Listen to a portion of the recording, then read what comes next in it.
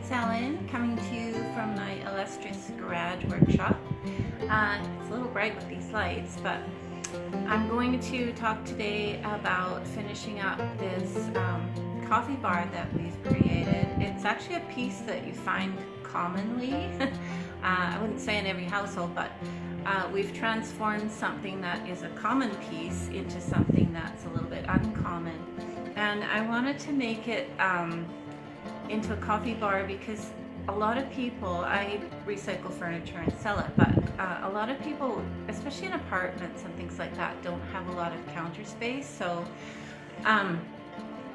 if you can create a bit of counter space where they can put some of their things like their coffee maker, their tea, their creams and sugars, or you could make it into, you could actually make this into a bar, like a liquor bar if you wanted to, if that's what you wanted to use it for. I've done it kind of in an antique style, maybe something you'd find in Paris or France or somewhere in Europe, sort of antique looking. So that was the style that I was going for. I know a lot of you will be watching this on the replay, so that's fine. But just to recap, my name is Ellen. I'm with Flandrens Interiors, and you can also see all of our videos posted on Flandrens Interiors on YouTube.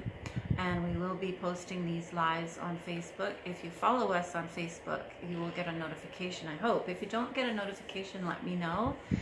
But you should be getting a notification when we go live. So I had to do this morning because I have a decor consult this afternoon again and I have to rush out. So, but I want to go over this. I think it turned out super cute. There's a few little finishing touches I have to make, not many, but I wanted to go over just what we did and the finishing touches on it, and then a little bit about styling a piece like this. So if you have a kitchen or a dining room where you can put in another piece like this, another unit, this has a lot of storage. It has a cupboard and it has a nice countertop, and I finished the countertop off in polyurethane 3 coats, and then I'll be waxing the top as well just to give it a little bit more durability. Some of the finishings that you put on it, like if you did a shellac or just wax, the wax wears out after a while, so your water barrier is lost. Shellac is great for water barrier, but not if you get alcohol on it of any kind. It'll just eat through the shellac just like nothing. So the polyurethane is waterproof, and it's a good barrier for, you know, preventing, you can't prevent scratches and stuff like this, but you can buff it out fairly easily with either shellac or polyurethane. So I'm going to show you what I did for the piece. This started out as just very kind of a cherry brown color. I've darkened up the brown. I have used 3 coats of garnet shellac on the sides and on the legs, and I have done the same thing on the top, and then I put polyurethane on the top, so it's white on poly, which is, I'll show you some of these things because I have them up. So this is the white on poly that I use for just about anything that's a tabletop or dresser top. This stuff, I love it. I also use tough coat. Sometimes I find the tough coat can get a little bit streaky, so I like the white on poly. I use it just about all the time. So you put a coat on, let it dry, and then just scuff sand it with a 220 or 300 or 400 grit. Put another coat on, let it dry, scuff sand it, put another coat on. On your final coat, in order to get a perfectly smooth finish, you scuff sand it once again, and then you apply a good amount of ordinary clear wax. And I just use the Minwax Clear. It's this stuff here, or actually, sorry, it's the Varathane Clear. It's the Varathane Finishing Wax, which is what I use, and that's over my 3rd coat of poly. That way I know that it's got a super good water barrier. So if water gets on this, because it's a coffee bar, it's probably going to, it should just wipe off without leaving marks or staining the wood. Okay, so the paint, this was all brown before. The whole thing was a really light, much lighter brown. This whole thing was, the front was painted in Fusion Mineral Paints Putty, which is this color. It's a very light gray with a very slight undertone of brown in it, I would say. It goes on, when it goes on it almost looks white, but then when it dries a really, really nice gray color. The gray, however, was too bright. I found it too bright, and I knew that I was going to use it just as a base coat for my other finishing. So what I did, and I'll pull you in a little bit here, what I did was, if you watched the second episode of this, I put decopauge on here using Ultra Grip, and you can go back and watch that video because it's really a helpful video. If you've never tried decopauge, go watch it. This is decoupaged on the front. This is some tissue paper that I bought from Amazon. It's Jim Holt's Ideology is what it's called. And it's just old postcards and letters and old stamps and things like that on it. So I tried to make each drawer a little bit different. That's the decoupage there. And then I also stenciled, I wanted it to be something coffee related. So this is Café Paris, number 7 Rue Saint-Soleil, Marseille. So that is like a little Paris coffee shop. So all of the drawers have the same type of decoupage on the front. The putty gray is the base. Then I took, and I'll pull you in a little bit, I'll put my glasses on and pull you in a little bit closer. Then I took a piece of 150 sandpaper, which is a pretty heavy grit, I would say, and I just scuff sanded all the edges to get this line. And this is what is called distressing. If you've probably done it, but if you haven't, a lot of people haven't ever done this before. So this is called distressing. So it's just this line, this line. I didn't do it here because I couldn't because of the paper. This line, the sides, if you can see that, all the sides have the same distressing on it. So I did that to all of the doors and drawers. Then I got, I'll pull you in a little bit closer even still. I'm going to move my camera down a bit so you can see all of this easily. Here we go. Look. Then what I did was I went and bought new hardware. So this is the hardware that this unit had on it. And it's just these plain old wooden knobs, right? And I really do not like these wooden knobs. I never have. I'm going to try and get it off. I have to grab a little screwdriver here. I don't generally use wooden knobs. I know a lot of people use stamps on them and that sort of thing, but I've never gotten into the knob stamping thing myself. So because I wanted this to have more of an antique and a rustic look, I tried a few different knobs. So here's a pretty fancy one that I tried on here, but I didn't like that because I felt it was too fancy and I didn't want the gold on it anyway. And then I tried an ordinary brass knob, and that one wasn't too bad. So that was what it looked like there, but I felt it was kind of washed out, and I really wanted to find something with this dark chocolate brown, almost a black color. So I went and snooped around and I got these. These are a really nice metal knob with a powder black finish on them, beautiful. So I got these and I brought them back and I tried them, and I actually thought they were quite perfect. Oh, that's not the right screw. They went quite nicely. So I got 6 of those. Now when you look at that, I think it goes really nicely with this drawer. But when you look at that, it's kind of, yeah, you know what I mean? It's not really doing much for me. This makes it look a little bit more old-fashioned. So I got 6 of those for the drawer handles. And then I got a matching, but a different maker, but I got a really cool little handle, latch handle, I guess this is a form of a teardrop handle, but it's really cute. I mean, it's super cute if you can see that there. And that was for the door. So inside the door, you can see I haven't finished waxing here yet. Inside, there's a lot of storage in these little things.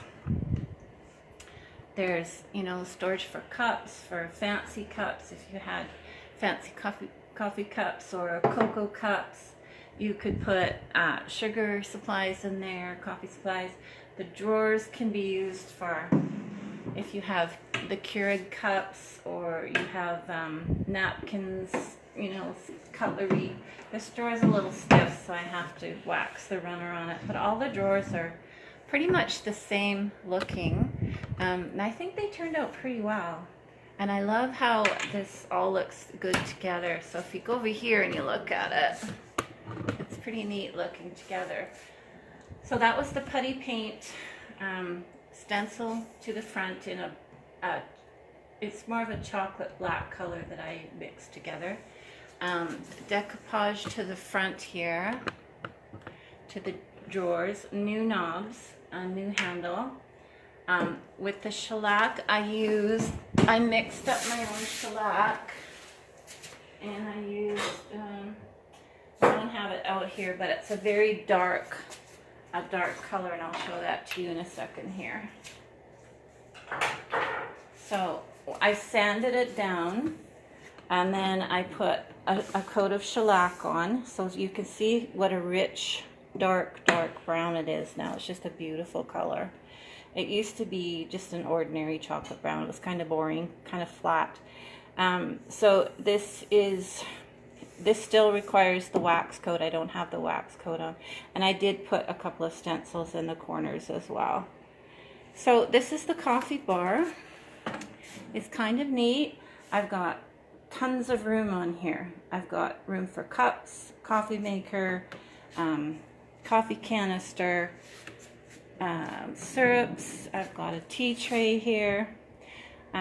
If you didn't want to do have all that stuff out, I've got a couple of little options I'll show you. So I've got another type of tray here, which you could just take this one away and put this one here, which is a big round one, and just put all of your syrups and your tea container, your sugars, your teapot, like that. And you could set it up like that if you wanted to. There's a million different ways you can do this. If you made this into a liquor bar, which you easily could, you would put your liquor out, your decanters, your wine glasses or whatever. There'd be extra storage in here for a lot of things. I absolutely love this. The kicker to all of this, I'll show you one more thing. One more thing. If you had it in, say, an Airbnb, and you didn't want it to be on a tray, if you had it in an Airbnb, you could add possibly some flowers to make it a little bit prettier, or you could move this all over, move that away, and also put a bowl of fruit out. And if I did that, I would definitely use a smaller tray just for the syrups, and I would probably take the teapot out separately. We can do that. Let's do that. I'll just leave it off the tray. I have my syrups, I have my tea, I have my sugar, my canister, teapot. A tea could go maybe there, and sugar over by the cups possibly. So you can set it up a lot of different ways, whatever works, and I think that looks really pretty with a little bowl of fruit. So if I had a B&B or an Airbnb or something, I would probably set it up like this with a little bowl of fruit. You could, another really cute idea is to have a cake tray and have your muffins on it with your coffee. These are great for offices, for guest rooms, or you know, like a downstairs area that has to have a little bit of extra space to put a guest bar for your company. There's all kinds of things you can do with it. Now, this, I'm just going to tell you now, this used to be a baby change table. So this was changed literally from a baby change table into a coffee bar. And I think it turned out pretty darn sweet. There is a huge bottom drawer, which could be used for tea towels. So if you had an apartment, say, and you needed the extra space, and you really, you know, you have a little kitchen with tiny little counters, but you need the space. You move this into your dining room, if you have a dining or kitchen area, or even into your living room. Put everything on it you need and make it like a separate little bar area. That's all you have to do. It's like the simplest thing on earth. But this was a baby change table. It has, it still has the holes for the straps for the baby changer, and I didn't fill those in or anything, because if I had, say, a Keurig, I could have my regular coffee maker, and I could put a Keurig as well here, and the cords go right through the back. So I think it's awesome. I think it's a neat way to recycle a piece that, you know, you might have one and your baby's gone, or not gone, but your baby is grown, and instead of trying to resell it or get rid of it and flogging it super cheap, turn it into something like this, or make it as a gift for someone. So that was what I wanted to show you guys. I think it turned out pretty cool, but it is layering a whole bunch of finishes. I do have on here some black wax, and all I did was I put clear wax on first, brushed black wax on, and then wiped it off, just to give it more antiquing around the very, very edges. So, and all of those are in another video. I can just quickly show you though the black wax. Or maybe not, because I don't have it out. But what I do is I put, excuse me, I put clear wax on, brush it on, and then I take my little brush, with black wax, brush it over top, and then I take a cloth and wipe it off. And it's that simple. It is the simplest thing on earth. So I hope you liked watching this project. I think it turned out really cute. I mean, I just love it. And if you love it, let me know, because this one is about ready. I've got the feet to finish up a little bit, and then